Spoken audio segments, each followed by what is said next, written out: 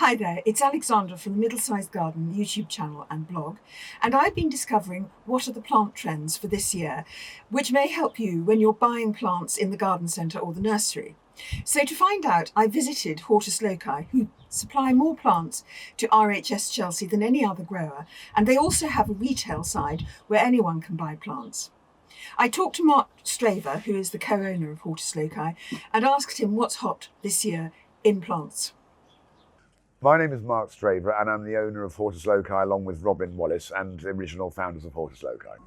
What I would say now is that again it's gone full circle, so shrubs are coming back with a vengeance, thank goodness. I think people have suddenly realised that if you do an entire perennial bed, it is absolutely marvellous from March, April on till July, and after that everything starts to die back or it's done its bit. I mean, obviously you've got the winter structure of grasses and stuff, but there's a midsummer lull where without some form of structure that's permanent, it can look a bit flat and look a complete mess. So I started with trees and shrubs and now it's gone full circle and here we are back with trees and shrubs. And again, you look at a shrub catalogue now and then obviously there's all the new varieties of magnolias and the likes of. But the old phase is still there. There's viburnums, lilacs, hibiscus. They were around a long time ago. There's nothing. You've got some fancier varieties of them, but the old varieties sell just as well as the new fancy ones. So Mark has named some specific shrubs to look for, and there are links in the description below which will tell you which those are. But generally, he suggests you look out for viburnum, hydrangea, lilac, calycanthus, Philadelphus, hibiscus, and any of those traditional shrubs that you perhaps remember from your parents' or your grandparents' garden. So key trends at Chelsea this year, continuation of a theme. So obviously naturalistic planting and native plants, very, very popular. Naturalistic planting is that apparently unstructured Petri doll style planting we've been seeing for quite a few years now, and so obviously that's still going strong. That relies more on plant shape than on plant colour, so look for a sort of combination of spires and daisy shapes and umbellifers to get that kind of planting. It's mainly perennials and grasses. Naturalistic planting probably looks more like a meadow than a formal traditional border. And if you haven't tried growing your own veg yet, Mark has some advice for you. Vegetables, veg and veg. Grow your own veg. So we're doing the IKEA Tom Dixon collaboration garden, which is in two layers. The top layer is all sort of the hardier layer, the outside garden layer, and underneath is representing the people that grow vegetables underground. The seed veg and the salady stuff. And so it's a double-sized garden effect because you've got two layers. And it's going to be in the tent, in the actual tent bit. So, John, so we're doing a whole load of, we've got black currants, red currants, white currants, hops, all that sort of thing, very naturalistic type stuff as well. And John Wheatley, the legend that is John Wheatley, who's the vegetable grower, is doing a whole load of veg for both the IKEA garden and the Welcome to Yorkshire garden, which also has a vegetable plot in there. And what IKEA are promoting now is that everyone should be able to grow some form of veg themselves, as to avoid shortages in the future. And no matter how big or small your place is, whether you've got a huge garden or a windowsill, there's no excuses for not doing so. So I would say that is more than any colours or any particular areas. I think you're scratching about a little bit for trying to find colour trends, but it's all about growing your own. And plant growers are also making it much more easy for us to grow our own. So plug plants are really worth looking at if you're not experienced at growing plants from seed.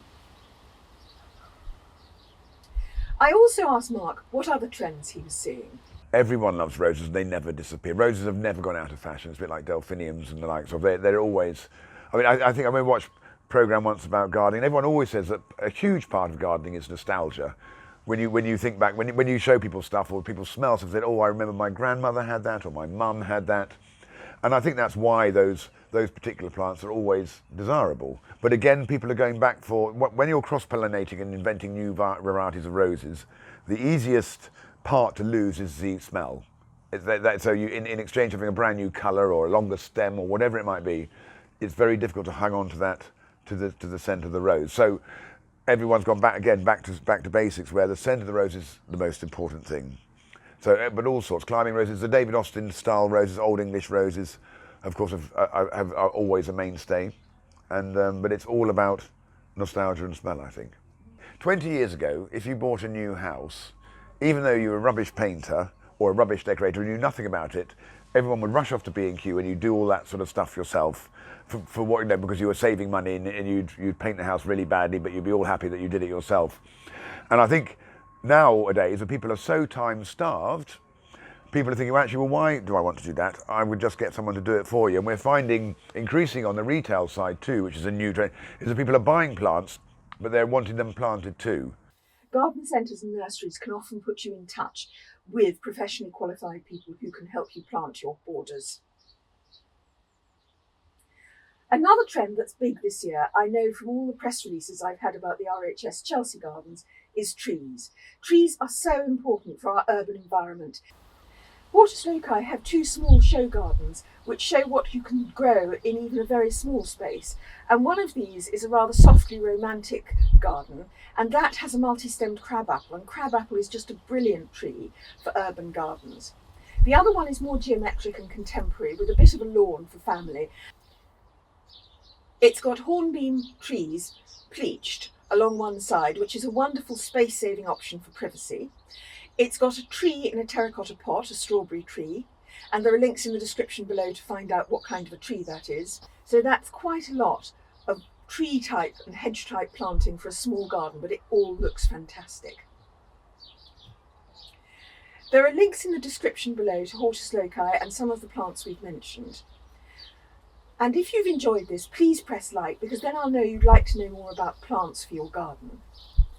And if you haven't subscribed to the Middlesized Garden YouTube channel and blog, we upload on Saturdays with tips, ideas and inspiration for middle-sized gardens. Thank you for watching. Goodbye.